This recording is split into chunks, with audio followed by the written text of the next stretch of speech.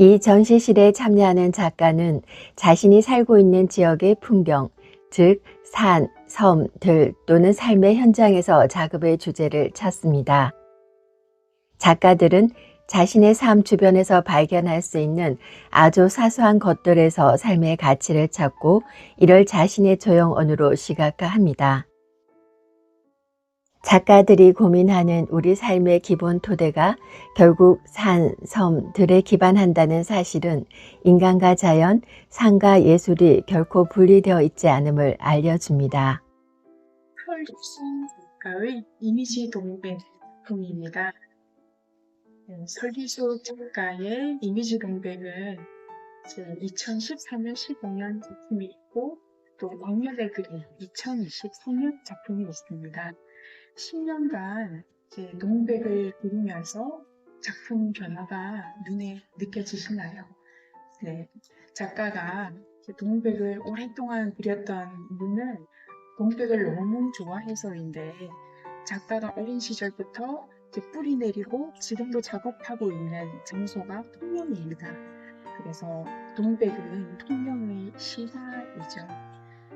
하얗게 눈이 덮인 들판에도 동백은 빨간 빛을 발하면서 꽃이 피어있는 모습에서 강한 정신력이나 꿋꿋한 그런 모습을 떠올리게 되기도 하고 또 꽃이 질 때 꽃 그무리가 통째로 툭 하면서 떨어지는 모습은 생에 매달리는 대신에 단호하게 뭔가 떨어지는 그런 모습에서 작가는 동백은 품위를 느꼈고 바다의 물결과 함께 압도적인 크기로 동백을 표현했습니다.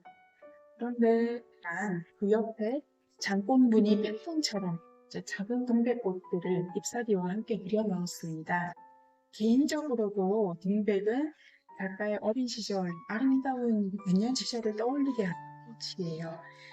아름드리 동백나무 아래에서 떨어진 꽃잎들을 주워 모아서 꽃목걸이를 만들었던 기억이 남아있는데 그래서 여기서는 압도적으로 피어 있기도 하지만 소녀 시절에 순수하고 여렸던 그 기억을 되살리게 하는 양가적인 의미로 동백을 그렸습니다.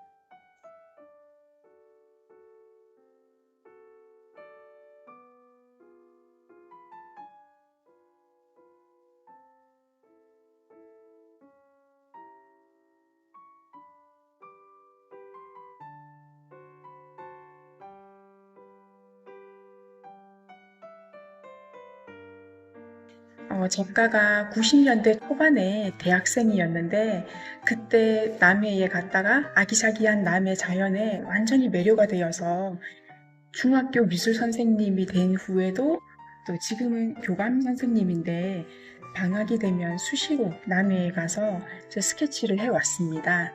그래서 남해를 그린 작품만 해도 100점이 훌쩍 넘습니다.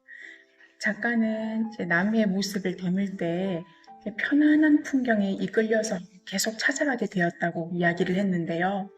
그래서 작가 특유의 색채 톤을 보시면 회색빛이 가미가 되어 있습니다. 네. 회색빛은 통통 튀는 원색들을 중화시켜주는 색들이죠. 그리고 붓터치를 보시면 불안정하면서 흔들리는 듯한 붓터치들로 이루어져 있는데 한적한 마을이나 탁 트인 바다도 정지된 화면이 아니라 그 안에서 조금씩 자연은 색을 바꾸면서 변하고 있고 그리고 낮에서 또 밤으로 넘어가고 있고 마을 사람들이 꿈틀거리면서 살아가는 아기자기한 삶을 이렇게 움직이는 듯한 선으로 표현했습니다.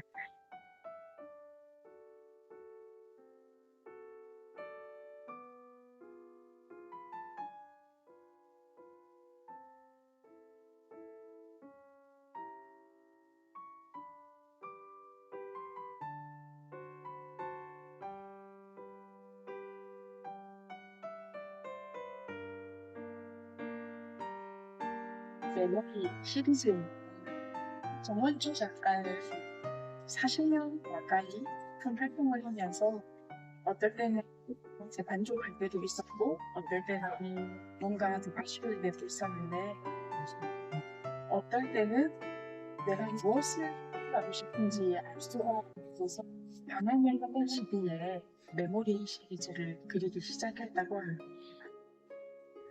네.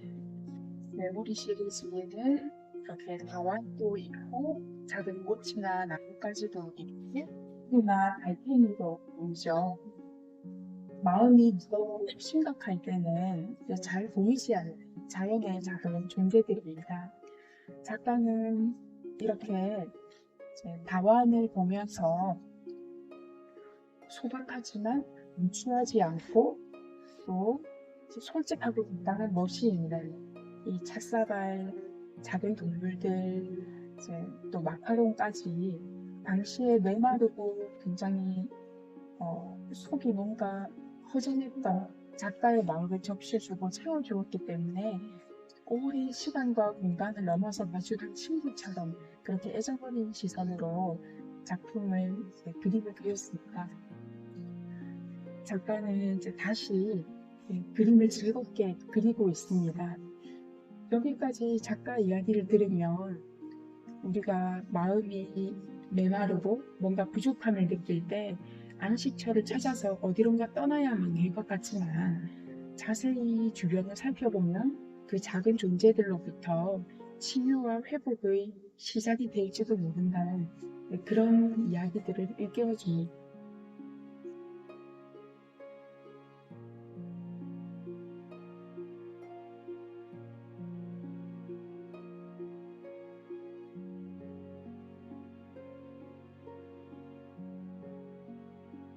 문고기들의 모습을 통해서 세상 사람들이 살아가는 이야기를 합니다. 작가는 이제 물고기를 잡던 아버지와 함께 통영에서 자랐습니다. 그리고 지금 작업실이 있는 곳은 사천 시라는 앞바다에 죽방용 멸치자가 잘 보이는 곳에 작업실이 있어요. 그런데 이제 작가가 이 그림을 그릴 때는 몸이 많이 안 좋았던 시기였습니다. 그래서 제 작업실에서 바다를 내려다보면서 생존의 현장에서 가장 작은 저 멸치도 햇빛을 받으면 반짝반짝 빛나면서 이렇게 잡혔을 때 살려고 파다리는 그런 의지들이 있는데 나도 몸이 아프지만 그래도 어떤 살아가는 의지를 다시 가지고 힘을 내보자 라는 마음을 가지고 이 시리즈를 그리기 시작했습니다.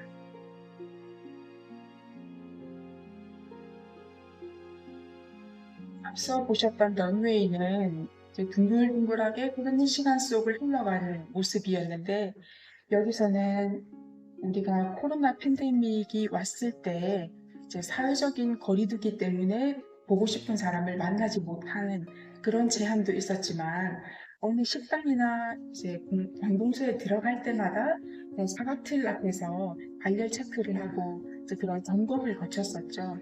그래서 이제 멈춤이 일어나는 그 당시 분위기를 표현했는데요. 제 강희 작가는 그동안 이제 빠르게 휘몰아치는 시간 속에서 항상 가정 일이나 직장 일이나 먼저 우리가 해야 하는 일들 때문에 하고 싶은 일들을 항상 뒤로 나중에 이렇게 미루는 삶을 살았다면 이제 코로나 팬데믹을 겪은 그 이후부터 정말 멈춤을 하면서 내가 괜찮은지, 내가 원하는 삶을 살고 있는지 이제 하나하나 생각해 보면서 천천히 흘러가는 삶을 살면 어떨까라고 이야기를 합니다.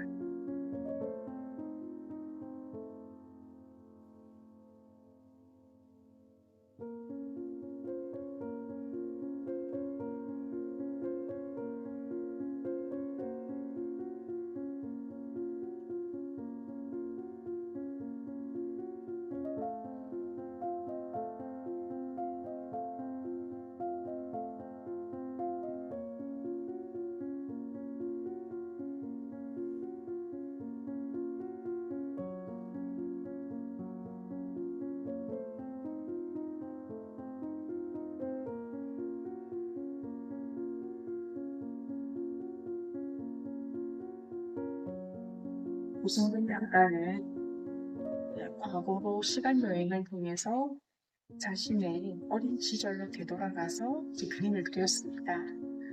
작가는 이제 두 아들이 있는데 아들이 어릴 때 그림 그리는 걸 참 좋아했어요. 그래서 이제 아들의 스케치북을 봤는데 이제 순수하고 너나 동화 같은 그 그림들이 너무 예쁜 거예요. 그래서 나도 어릴 때 이제 얼마나 유년 시절을 아깝게 보냈는지 그 노래를 생각하고 그 친구들 옛날 추억을 생각하면서 이제 작품이 시작되었습니다. 작가의 눈에 나무가 있었습니다. 그리고 겨울에는 팽이치기를 하기도 하고 가을이 되면 어디선가 고추장자루가 날아와서 이제 매일매일 하는 그 소리가 아직도 선한데 그 도시 시골은 지금 개발이 되면서 없어졌다고 하네요.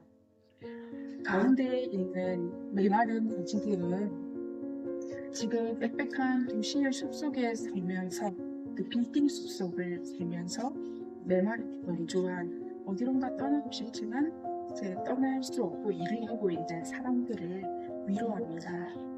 이 시기가 지나면은 또 싹이 트지 않을까 고민고 있는 달은 소리 없이 항상 옆에서 도와주었던 조력자를 생각하면서 그렸습니다. 이 작품을 제작할 때 이제 두꺼운 한지, 장지 위에 호분도 썼고요. 이 흠이 그리고 호분도 썼어요. 두개 거리 영상 그리고 전체 분감도 썼습니다. 마치 오래된 오리팔을 보는 것처럼 중량감 있게 깊이 있게 그림을 그리는데